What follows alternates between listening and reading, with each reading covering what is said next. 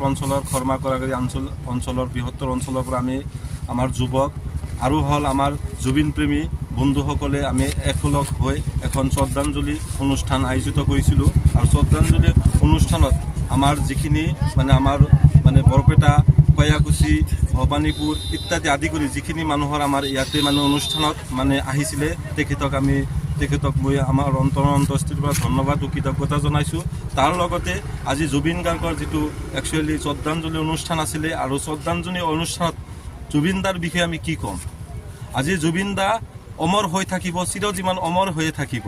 তেখেতৰ যিবিলাক গান আমি সকলোৰে আজি মোবাইলত আজি ঘৰে ঘৰে সকলোৰে গীতবিলাক গাই আছে, শুনি আছোঁ, সকলোৰে বেয়া লাগিছে। আজি তেখেতে নৰ্থ ইষ্টৰ প্ৰগ্ৰাম এটা চলোৱাৰ কাৰণে গৈছিলে আপোনাৰ ছিংগাপুৰত আৰু ছিংগাপুৰত গৈ তেখেতে মৃত্যুবৰণ হ'ব লগা হৈছিলে। তো আমি মৰ্মাহিত হৈছোঁ, আমি বহুত দুখ পাইছোঁ অন্তৰত আৰু তেখেতৰ আজি এই শ্ৰদ্ধাঞ্জলি অনুষ্ঠানত আমি সকলোৱে মৰ্মাহিত হৈছোঁ।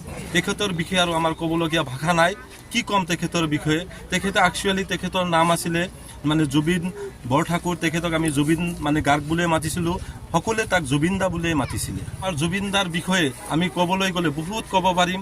তেখেতে যিবিলাক গীত গাই থৈ গৈছে সেইবিলাক চব অমৰ হৈ আছে। তেখেতে বহুত গান গাইছিলে, তেখেতে 40টা ভাষাত তেখেতে গীত পৰিৱেশন কৰিছিলে। কেৱল তেখেতে গীত পৰিৱেশন কৰাই নহয়, তেখেতে ভাল এজন এক্টৰো আছিলে। আজি নিজেই মৰ্মাহিত হৈ গৈছোঁ। আমাৰ অঞ্চলবাসী, আমাৰ বৰপেটাবাসী, আজি অসমবাসী সকলোৱে মৰ্মাহিত হৈ গৈছে। এতিয়া জুবিন দাক আমি আমাৰ অঞ্চলৰ পৰা, আমাৰ গাঁৱৰ পৰা, আমাৰ ভিতৰৰ এই অঞ্চলৰ পৰা এইটোৱেই চৰকাৰক আহ্বান জনাইছোঁ, জুবিন দাৰ এনেকুৱা স্মৃতি থাকিব লাগে।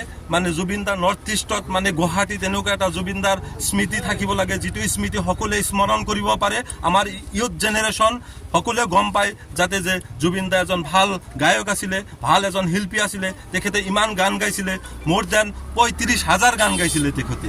আৰু যিবিলাক গান আজি সকলোৰে মোবাইলে সকলোৰে অন্তৰে চুই গৈছে। আজিও জুবিন দা সদায় অমৰ হৈ থাকিব। জুবিন দা সকলো অন্তৰত আছে, অন্তৰত থাকিব। ধন্যবাদ।